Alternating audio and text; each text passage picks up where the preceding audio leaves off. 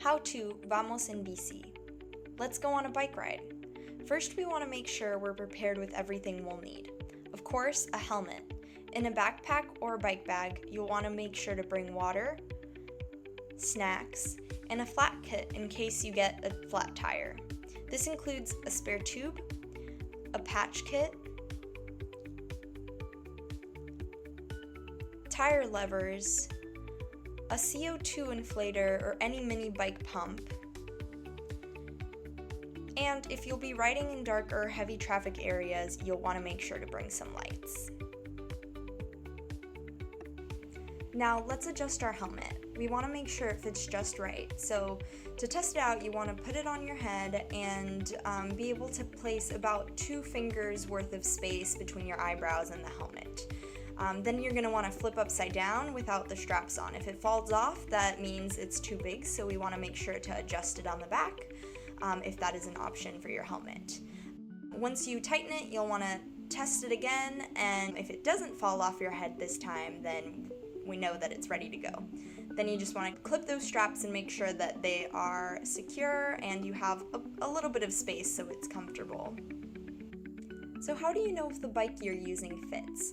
You want to stand next to your bike and make sure that the saddle hits around your hip bone. Then you want to straddle your bike and you want to make sure that you have at least 1 to 2 inches between you and the top bar. When you sit on your bike saddle, you want to make sure you can bend your elbows a little bit. Now let's make sure your bike is ready to go with this ABC safety checks. First, you want to make sure that your tires have air in them.